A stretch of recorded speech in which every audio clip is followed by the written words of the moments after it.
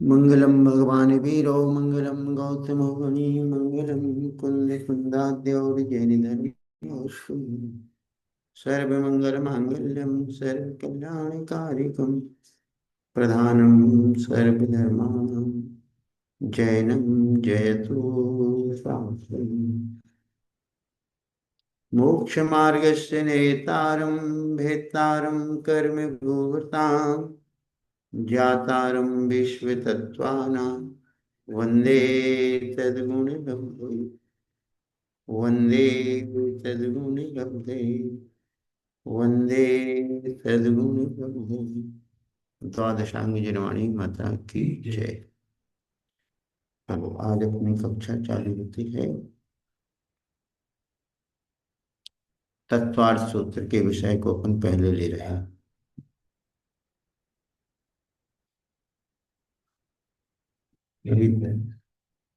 सप्तम अध्याय जारी है।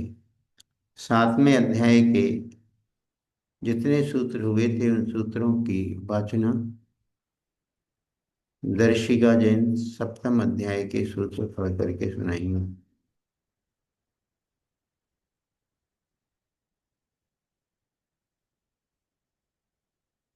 वंदना भैया जी।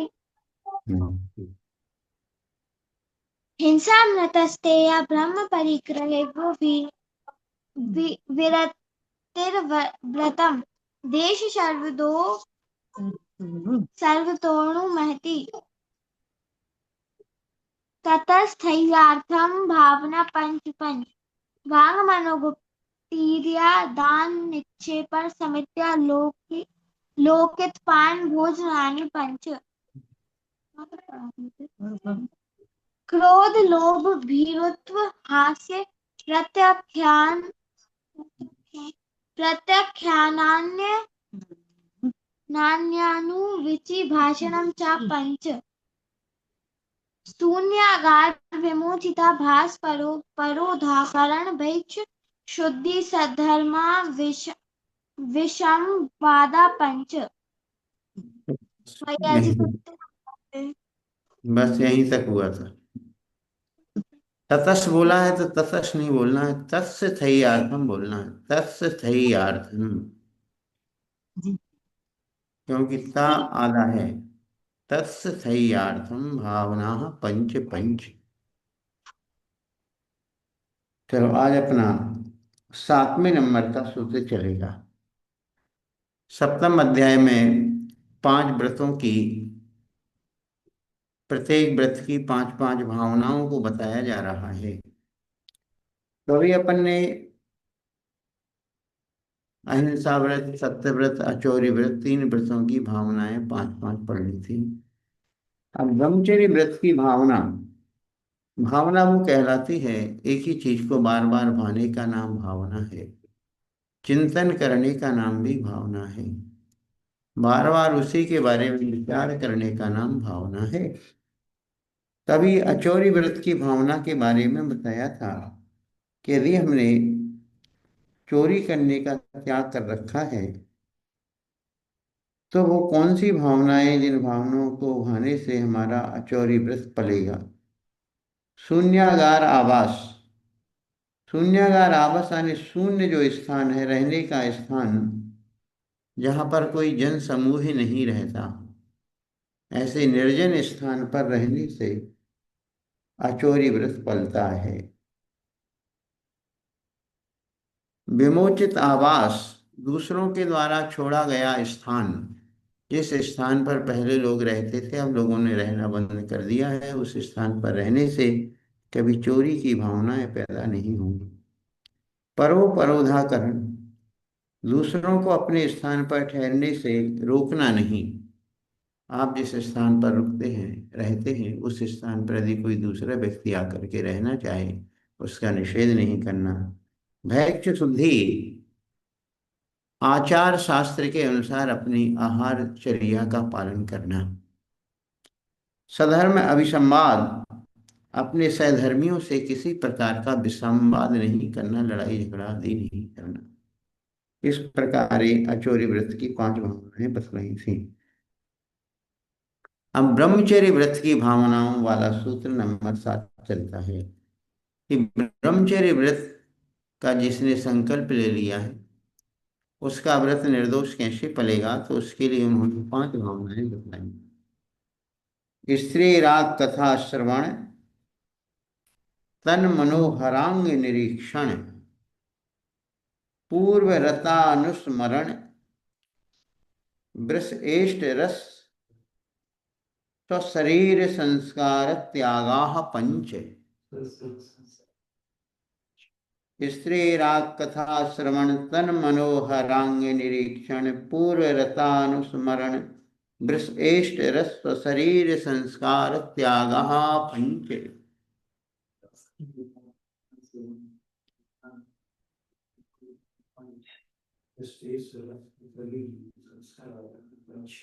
हाँ प्रियांशु जी पढ़ो, ये 7वें नंबर का सूत्र पढ़ करके सुना। वंदना भैया जी। हम्म। स्त्री राग कथा श्रवण, तन मनोहरांग निरीक्षण, पूर्व रतानुस्मरण, ऋष्येष्ट रस, स्वशरीर संस्कार त्यागा पंच। हाँ तो बतला दिया है, 5 भावनाएं हैं। सबसे पहले स्त्री राग वंदना कथा भैया। श्रवण त्याग। स्त्रियों में राग बढ़ाने वाली कथा यानी चर्चाओं को सुनने का त्याग करना।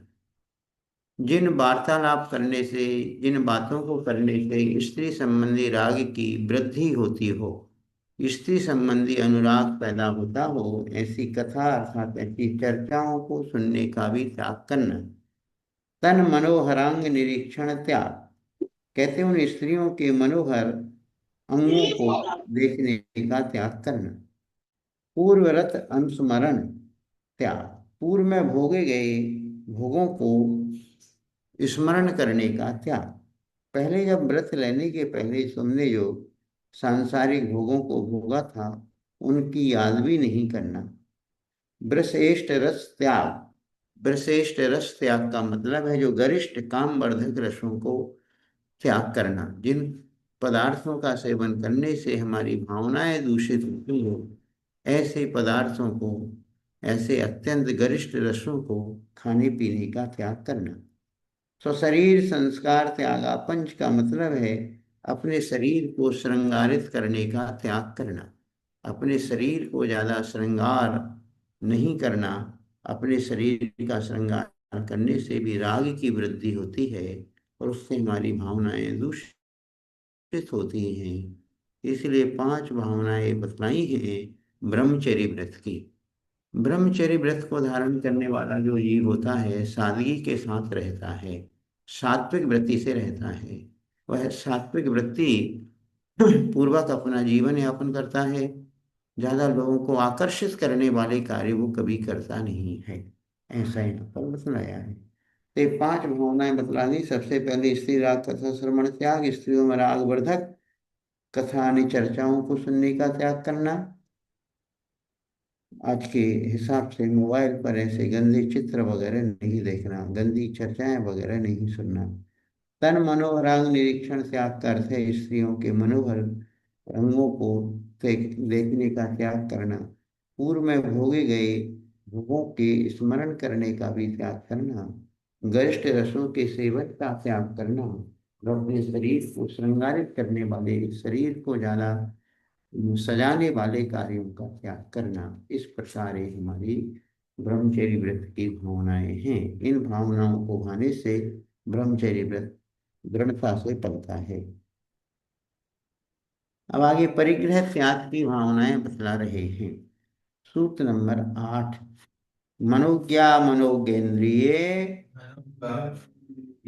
विषय राग द्वेष वर्जनानि पंच।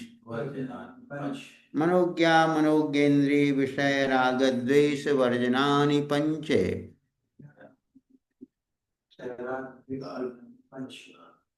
मनोज्ञा ने सुंदर, इष्ट, अमनोज्ञा अर्थात अनिष्ट, इष्ट अनिष्ट, इंद्रिय विषय, इंद्रिय यानी 5 इंद्रियों के विषयों में राग द्वेष वर्जनानी, राग द्वेष का त्याग करना, ये परिग्रह त्याग की 5 भावनाएं कहलाती हैं। परिग्रह मतलब पांचों इंद्रियों के जो इष्ट अनिष्ट विषय हैं, इष्टाने अच्छे लगने वाले, अनिष्टाने बुरे लगने वाले, सुंदर लगने वाले, असुंदर लगने वाले, जो पांचों इंद्रियों के जो विषय हैं, उस सुंदर विषयों में राग नहीं करना और असुंदर विषयों में द्वेष नहीं करना, ये कहलाते हैं परिग्रह त्याग व्रत की पांच भूमिका। इस प्रकार पांचों व्रत की भावनाओं के बारे में बता दिया है। आगे सूत्र नंबर 9 चलता है, हिंसा आदि पापों से विरक्त होने की भावनाएं हमको कैसी मानना चाहिए। हिंसा आदि जो पांच पाप हैं, इन पापों के बारे में क्या चिंतन करना चाहिए, तो इसको सूत्र नंबर 9 बतलाते हैं। हिंसा दिस्वेहा मूत्रापाया वद्य दर्शनम। हिंसा दिस्वेहा मूत्रापाया वद्य दर्शनम। हिंसादिषु, ये अमूत्र अपाय अवध्य दर्शनम ऐसा निकलेगा। हिंसादिषु यानी हिंसादि पांचों पापों के होने पर, यह यानी इस लोक में, तथा अमूत्र अर्थात परलोक में, अपाय अवध्य, अपाय का मतलब है सांसारिक और पारमार्थिक प्रयोजनों का बिगाड़ करने वाले, अर्थात पांचों पाप इस लोक में भी हमारे लिए दुख देते हैं और परलोक में भी हमको दुख देते हैं। इस प्रकार अवध्य दर्शनम अर्थात निंदा भी देखी जाती है। तो बतला दिया, स्वर्ग और मोक्ष की प्रयोजक क्रियाओं का विनाश करने वाली प्रवृत्ति का नाम अपाय कहलाता है और निंदनीय अयोग्य गर्ह्य वचनों को अवध्य कहते हैं। हिंसा पाप से इस लोक और परलोक में क्या गर्ह्य अर्थात निंदा देखी जाती है। कोई हिंसा आदि पांचों पापों को करता है तो इस लोक में भी उसकी निंदा होती है और परलोक में भी उसको दुखों की प्राप्ति होती है। इस प्रकार का विचार करने से हम पापों से विरक्त रहेंगे।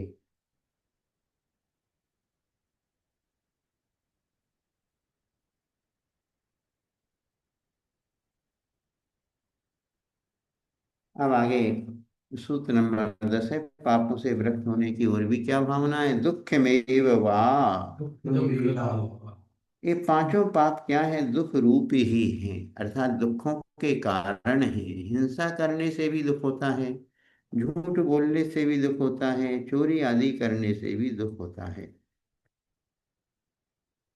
अर्थात पांचों पाप दुख के कारण है। आगे 11 नंबर का सूत्र है। इस 11 नंबर के सूत्र में और सम्यक दृष्टि जीव की और कुछ भावनाएं बतला रहे हैं कि सम्यक दृष्टि जीव को और कौन कौन सी भावनाएं भाना चाहिए। मैत्री प्रमोद कारुण्य माध्यस्थानी च सत्वगुणाधिक क्लश्यमाना विनेषु। मैत्री प्रमोद कारुण्य माध्यस्थानि च सत्वगुणाधिक क्लश्यमाना विनेषु।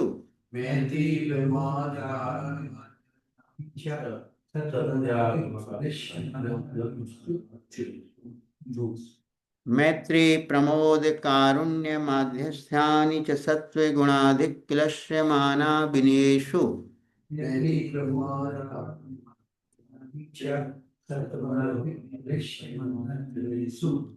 प्रमोद, मैत्री प्रमोद, कारुण्य माध्यस्थानी, कहते चार भावनाएं और हैं। एक मैत्री की भावना, प्रमोद की भावना, कारुण्य अर्थात करुणा की भावना, और एक माध्यस्थ भावना।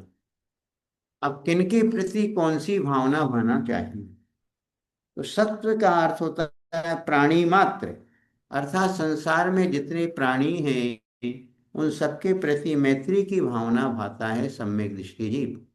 सुखी रहें सब जीव जगत के, कोई कभी ना घबरा। इस प्रकार वह सम्यक दृष्टि जीव दूसरों को दुख उत्पन्न ना हो ऐसी अभिलाषा रखना मैत्री की भावना कहलाती है। जगत का कोई भी प्राणी दुखी ना रहे, संसार के सारे प्राणी सुखी रहें, ऐसी भावना भावना मैत्री की भावना कहलाती है।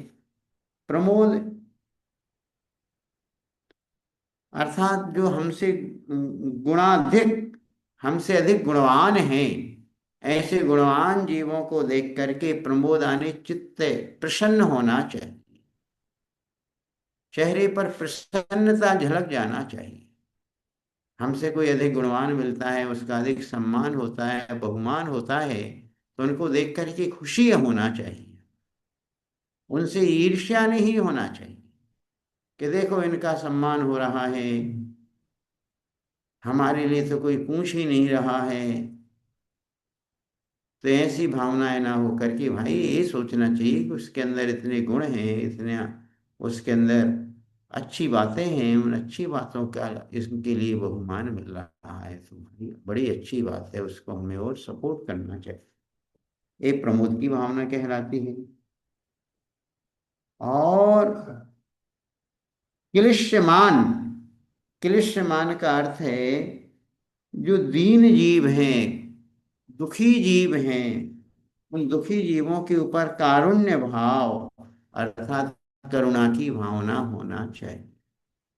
ऐसा विचार करना चाहिए, ये जीव दुखी हैं बेचारे, कब इनके पाप कर्म का उदय शांत होगा, कब इनके पाप शांत होकर के सुखी हो जाएंगे, ऐसी करुणा की बुद्धि उनके ऊपर होना चाहिए। जितना बन सके उनका सहयोग करने की भावना भी हमारे हृदय में होना चाहिए, कारुण्य भावना कहलाती है। और एक भावना और है माध्यस्थ भावना। अविनयेषु, जो धर्म के प्रति अविनय रखते हैं, अर्थात धर्मात्मा जीवों से द्वेष करते हैं, धर्मात्माओं की अवहेलना करते हैं। अब ऐसे जीवों को समझाया भी नहीं जा सकता जो धर्म से बिल्कुल द्वेष रखते हैं, नास्तिक टाइप के लोग हैं, तो उनके प्रति माध्यस्थ भाव रखो, ना उनसे हर्ष, ना उनसे विषाद, ना उनसे राग, ना उनसे द्वेष, क्योंकि धर्म की बात उनको सुहाती नहीं है, धर्मात्मा जीव भी उनको सुहाते नहीं। ऐसे लोग जगह जगह मिल जाते हैं, उनसे वाद विवाद नहीं करना, उनसे झगड़ना, झगड़ना नहीं, क्योंकि वो बात मानने वाले नहीं है, और आप उनसे चर्चा करोगे, उनको समझाओगे और उनको बुरा लगता है, तो आपका अपमान करेंगे, आपको संक्लेश पैदा करेंगे। ऐसी स्थिति में मौन धारण करो उन जीवों के सामने। तो चार प्रकार के जीव हुए। एक मैत्री के अधिकारी, अर्थात जो दूसरा प्राणी मात्र है, प्राणी मात्र को देख करके मैत्री की भावना होना। प्रमोद भावना अर्थात गुणवान जीवों को देख करके खुशी की भावना पैदा हो। दीन दुखियों को देख करके करुणा हमारे हृदय से झलकना चाहिए। और जो अविनयी जीव हैं, नास्तिक जीव हैं, धर्म से द्वेष रखने वाले जीव हैं, उनके प्रति मध्यस्थता की भावना रखें।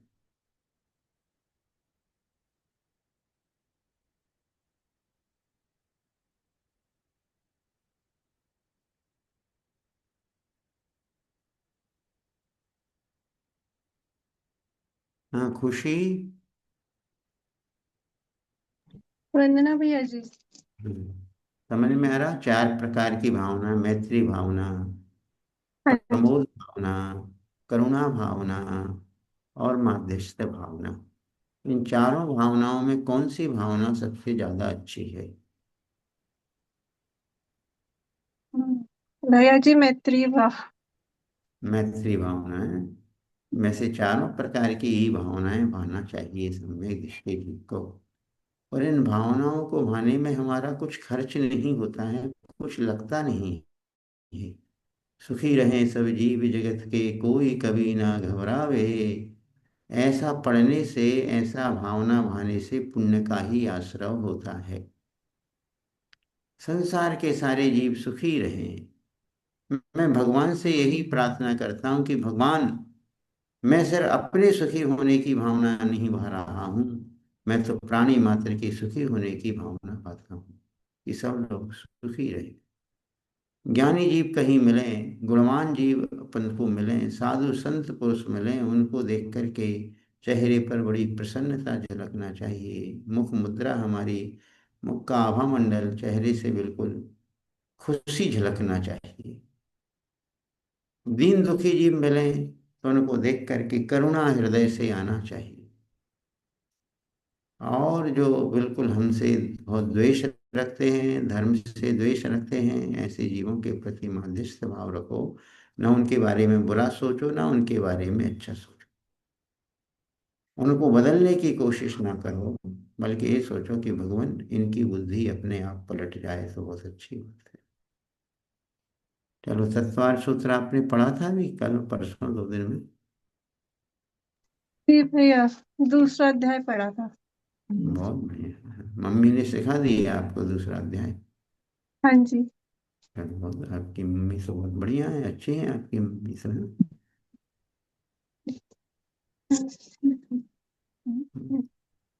चलो दूसरा। औपचारिक हाँ, शायरी हाँ, औपचारिक शायरी को आराम से, भाव घबराओ नहीं, धीरे धीरे पढ़ो, अच्छे से पढ़ो।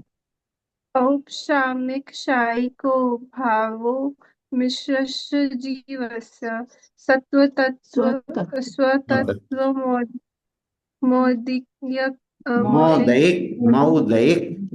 मौदैक पारिणामिको च द्विनवाष्टादशैकविंशतित्रिभेदा यथाक्रमम् सम्यक्त्वचारित्र्ये ज्ञानदर्शनदानलाभ भोगोपभोग वीर्याणि च ज्ञानाज्ञानदर्शनलब्धयेश्च चतुस्त्रिपञ्चभेदा सम्यक्त्व चारित्र सम्यक् संयम संयमा संयमा संयमा संयमाश्चे, संयमा संयमाश्चे। संयमा गति कषाय लिंग मिथ्या दर्शन ज्ञान ज्ञाना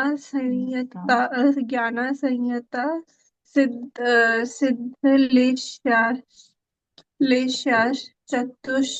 चतु चतुस्त्रय के षड भेदा जीव भव्यत्वानि च उपयोगो लक्षणं सद्विविधो द्विविधोष्ट साद्विविध, ऐसा बोलो, साद्विविधोष्ट चतुर्भेदः। द्विधोष्ट चतुर्भेदः संसारिणो मुक्ताश्च समनस्क मनस्काः संसारिणस्त्र स्थावरः पृथिव्यप् तेजो वायु वनस्पतयः स्थावरः द्विनेन्द्रिया इन्द्रियादयस्त्रसः त्रसः दयस्त्रषः, पंचेन्द्रियाणि द्विन्द्रियादयस्त्रषः। द्विन्द्रियादयस्त्रसाः पंचेन्द्रियाणि द्विविधानि निवृत्त्युपकरणे द्रव्येन्द्रियम् लब्ध्युपयोगे योगो भवेन्द्रियम् स्पर्श लब्धुपयोगो भावेन्द्रियम्। लब्धोपयोगो भावेन्द्रियम् स्पर्शन रसनघ्राण चक्षु श्रोत्राणि स्पर्श रस गंध वर्ण शब्दास्त अर्थ शब्दास्तदर्थः। शब्दास्तदर्थः श्रुतमनीन्द्रियस्य वनस्पत्यन् वनस्पत्यनन्तानामेकम् वनस्पत्यन्ता, वनस्पत्यन्ता वनस्पत्यन्ता नामेकम् नामेकम्। कृमि पिपलिका भ्रमर मनुष्यादीना मनुष्यादीना में कैक वृद्धानि संगिनः समनस्तः। समनस्कः विग्रहन्तो विग्रहगतौ कर्मयोगः चलो आज इतना ही रखो, 25 तक, कल 26 से इस पढ़ देना, ठीक? बहुत अच्छा है, अच्छा प्रयास है। भैया जी, एक चीज पूछनी थी मुझे। हाँ, भैया पूछो। जी, अ, महाराज जी की पिच्ची होती है, उसमें मोर पंख लगा होता है, लेकिन मोर तो सांप खाता है, तो हम्म। शाकाहारी भी नहीं होता, तो फिर वो शुद्ध क्यों माना जाता है? आपने प्रश्न पूछा है कि मयूर पंख जो होता है, मयूर शाकाहारी नहीं है, लेकिन उसका जो पंख है वो अपन क्यों मुनि महाराज की पिछी में क्यों लगवाते हैं? कुछ चीजें ऐसी होती हैं। मयूर भले वो शाकाहारी नहीं है, लेकिन उसके पंख की जो विशेषता है, वैसा पंख और किसी भी प्राणी के पास नहीं पाया जाता है। और मयूर स्वयमेव अपने पंख छोड़ देता है, मयूर के पंख निकालना नहीं पड़ते हैं। मुनि महाराज जब जंगलों में रहते थे, उस समय ऐसी वस्तु का उपयोग करते थे जो वस्तु निर्मूल्य हो, जिसका कोई मूल्य ना हो। ऐसी निर्मूल्य वस्तु, जो जंगलों में जो मोर रहते थे अपने पंख छोड़ देते थे, और महाराज उन पंखों को उठा करके, उन पंखों का कोई अधिकारी नहीं होता था, उन पंखों से अपना काम चलाते थे। मयूर पंख की बहुत सारी विशेषताएं रहती, इतना सॉफ्ट रहता है, इतना मुलायम रहता है कि मयूर पंख यदि हमारी आंख में भी चला जाए तो हमारी आंख को कोई तकलीफ नहीं होगी, आंख को कोई परेशानी नहीं होगी। तो हर चीज में दो पहलू होते हैं, एक अच्छाइयाँ भी होती हैं और एक बुराइयां भी होती हैं। तो वो जो मयूर है, भले वो शाकाहारी नहीं है, मांसाहारी है, लेकिन उसके पंखों में इतनी विशेषताएं रहती हैं। उन विशेषताओं की वजह से, और पंख निकालना नहीं पड़ते हैं, पंख स्वयमेव झड़ जाते हैं। पंखों को निकालने में कोई हिंसा नहीं होती है, पंख स्वयमेव झड़ते हैं। लेकिन मयूर पंख को भी लोक में शुद्ध माना जाता है। हमारे बाल तो अशुद्ध होते हैं, लेकिन मयूर के पंख भी क्या है, एक बाल है, लेकिन उन बालों को अशुद्ध नहीं माना है, शुद्ध माना गया है। और वो धूल भी ग्रहण नहीं करते हैं, धूल उनमें चिपकती नहीं है, जल्दी खराब भी नहीं होते हैं, और देखने में भी बड़े अच्छे लगते हैं। बच्चे लोग कहते हैं, विद्या हमको महाराज विद्या दे दो, विद्या दे दो। इस वजह से मयूर पंख को लिया जाता है। लेकिन आपका कहना ठीक है कि मयूर शाकाहारी नहीं है। अब अपन गुणग्राही हैं, जहाँ जो गुण रहता है उस गुण को ग्रहण कर लो। ठीक है। जी भैया जी। और कोई प्रश्न है क्या? आप एक आध प्रश्न और पूछ के लो। जी भैया जी, कुछ होगा तो पूछूंगी, अभी तो ये है। चलो, आपको 2 दिन क्लास पढ़ने नहीं मिली। हाँ जी भैया जी, अभी संडे को मैं वापस जा रही हूँ हॉस्टल। संडे को वापस जा रही हो? हाँ जी। अच्छा, नहीं तो फिर आप कितने दिन बाद वापस आएंगी आप? अब मई में आऊंगी। मई में आओगी, फिर क्लास पढ़ोगी? जी भैया जी। अच्छे से रहना, और अपना जो पढ़ा है उसको भी थोड़ा रिवाइज करना। जी भैया। रिवाइज करते रहना।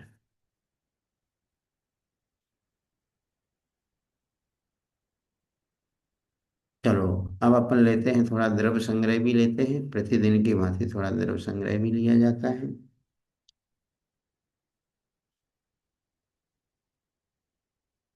जीवमजीवं दब्बं जिणवरवसहेण जेणिने दिट्ठं देविंदे विंदे वंदम वंदे तम सपदा शीर्षा। हाँ, निधि जी बताएं, अपन ने कितनी गाथाएं पढ़ ली थी द्रव्य संग्रह की?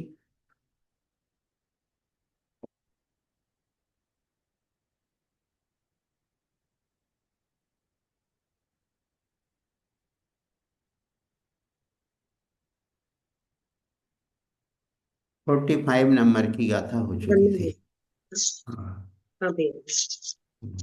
45 नंबर की गाथा में चारित्र का स्वरूप बतलाया था कि व्यवहार चारित्र क्या है, और व्यवहार चारित्र के भेद कौन कौन से हैं। तो बतलाया था, असुहादो विनिवृत्ति, अशुभ कार्यों से हटना अर्थात दूर होना, अशुभ कार्यों का त्याग करना, स्वहे पवित्ति, शुभ कार्यों में प्रवृत्ति करना। हमारे यहाँ पर धर्म प्रवृत्ति निवृत्ति रूप 2 प्रकार का होता है। निर्वृत्ति का मतलब है गलत काम छोड़ना, ये भी धर्म है। और प्रवृत्ति का मतलब है अच्छे कार्य करना, ये भी धर्म है। हिंसा नहीं करना और अहिंसा धर्म का पालन करना, एक प्रवृत्ति रूप हो गया और एक निर्वृत्ति रूप हो गया। झूठ नहीं बोलना निर्वृत्ति रूप है, सत्य बोलना एक प्रवृत्ति रूप है। चोरी नहीं करना, अचौर्य व्रत का पालन करना। इस प्रकार का ये जो व्यवहार चारित्र कहलाता है, अशुभ से हटना और शुभ में लगना, इसका नाम चारित्र है। वह चारित्र 13 प्रकार का है। बद समिधि गुत्ति रूपम, 5 बद आने 5 महाव्रत, 5 समिति और 3 गुप्ती रूप। इस प्रकार मुनिराजों का व्यवहार चारित्र कहा गया है। अब निश्चय चारित्र के बारे में गाथा नंबर 46 चलती है। बहिरभ्यंतर क्रिया, बहिरभ्यंतर क्रिया, रोहो भव कारणपणा षट्ठम, रोहो भव कारणपणा षट्ठम, नानिस्यजं जिनुत्तम, नानिस्यजं जिनुत्तम, तं परमं सम्यचारितं, तं परमं सम्यचारितं, बहिरभ्यंतर क्रिया, रोहो भव कारणपणा षट्ठम, नानिस्यजं जिनुत्तम, तं परमं सम्यचारितं। परम चारित्र यानी निश्चय चारित्र क्या है? भव कारण यानी संसार के कारणों का, पणा सट्ठम यानी नाश करने के लिए। संसार के जो कारण हैं, कर्म हैं, उन कर्मों का नाश करने के लिए नानिस अर्थात ज्ञानी जीव के बहि अभ्यंतर क्रियारोह, बहि यानी बाहरी, अभ्यंतर यानी अंतरंग की, बाह्य और अंतरंग की क्रिया यानी क्रियाओं का निरोध करना, अर्थात शुभ अशुभ दोनों प्रकार की प्रवृत्ति का त्याग कर देना। अभी व्यवहार चारित्र में तो अशुभ प्रवृत्ति का त्याग होता था, शुभ प्रवृत्ति की जाती थी। लेकिन निश्चय चारित्र में बतला दिया कि संसार का कारण भूत जो दोनों प्रकार की क्रियाएं हैं, बहिरंग क्रिया और अंतरंग की क्रिया, इन दोनों प्रकार की क्रियाओं का निरोध कर देने का नाम सम्य चारित्रम परमम, परम माने निश्चय से सम्यक चारित्र कहलाता है। ऐसा जुनुत्तम, ऐसा जिनेन्द्र देव ने कहा है। तो यहाँ पर ये बतला दिया, बाह्य और अभ्यंतर क्रियाओं का निरोध मतलब शुद्धोपयोग की प्रवृत्ति। अशुभ क्रिया का निरोध मतलब अशुभ उपयोग का त्याग। शुभ क्रिया का निरोध मतलब शुभोपयोग का भी निषेध। और शुद्धोपयोग में जो प्रवृत्ति है उसका नाम निश्चय चारित्र कहलाता है, ऐसा जिनेन्द्र देव ने कहा। अब आगे गाथा नंबर 47 में ध्यान के अभ्यास करने की प्रेरणा आचार्य श्री दे रहे हैं कि हमको ध्यान का भी अभ्यास करना चाहिए। ध्यानाभ्यास करने की प्रेरणा। दुविहंपि मोक्षे हेयुम, झाड़े पाओ नदी जमुनी नियमा, झाड़े पाओ नदी जमुनी नियमा, तमहापयत् चित्ता, यूयं झाणं समभ्रशे, यूयं झाणं समभ्रशे। अब बतला रहे जम अर्थात जिस कारण से, मुनि अर्थात मुनिराज, दुविहंपी यानी दोनों प्रकार के, मोक्ष कारणम अर्थात मोक्ष के कारणों को, झाड़े अर्थात ध्यान में, नियमा पाओ नदी नियम से प्राप्त कर लेते हैं। अर्थात दोनों प्रकार का कारण है, एक व्यवहार रत्नत्रय और एक निश्चय रत्नत्रय। जब मुनिराज मोक्ष का कारणभूत जो क्या है, मोक्ष मार्ग, निश्चय मोक्ष मार्ग, व्यवहार मोक्ष मार्ग, इन दोनों प्रकार के मोक्ष मार्ग को अपने ध्यान के माध्यम से प्राप्त कर लेते हैं। इसलिए पयत्त चित्ता प्रयत्न चित्त होकर के यूयम तुम